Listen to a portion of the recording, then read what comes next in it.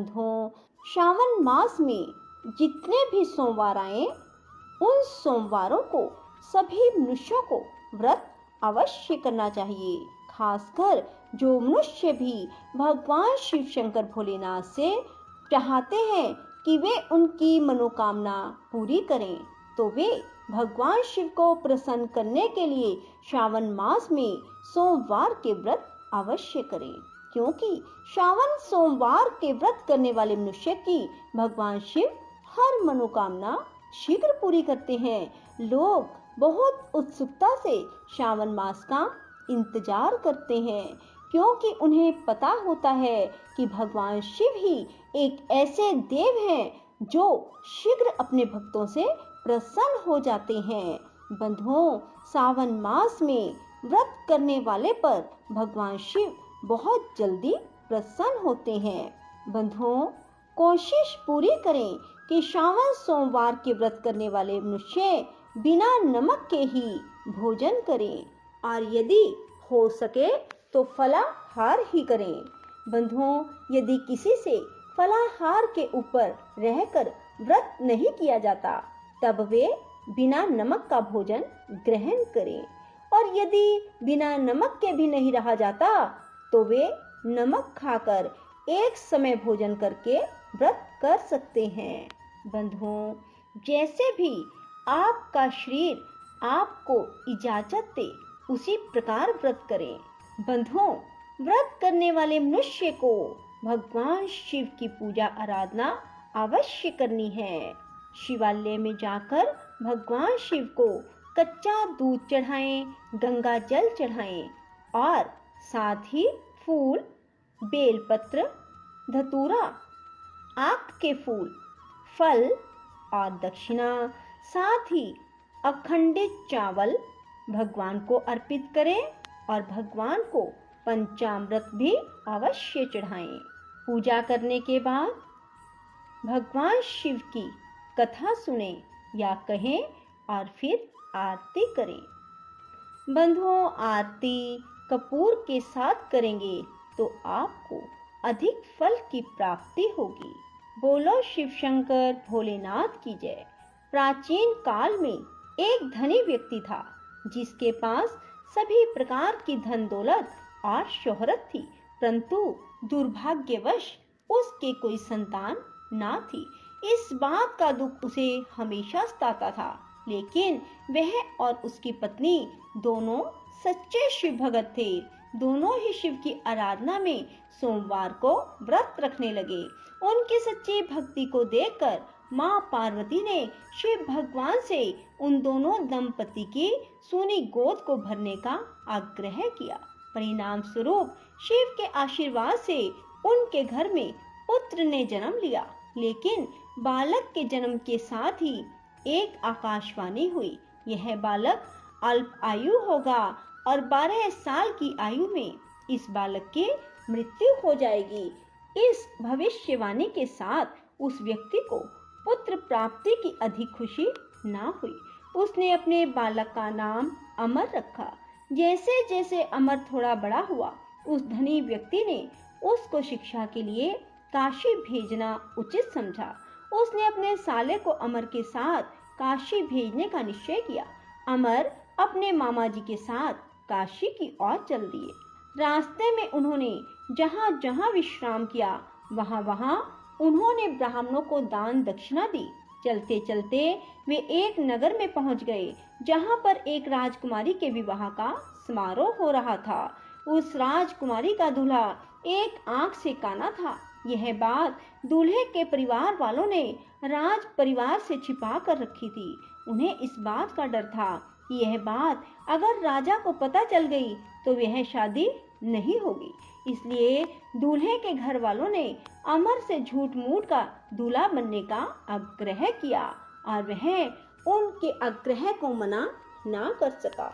इस प्रकार उस राजकुमारी के साथ अमर की शादी हो गई। लेकिन वह उस राजकुमारी को धोखे में नहीं रखना चाहता था, इसलिए उसने राजकुमारी की चुनरी में इस घटनाक्रम की पूरी सच्चाई लिख दी। राजकुमारी ने जब अमर के उस संदेश को पढ़ा, तब उसने अमर को ही अपना पति माना।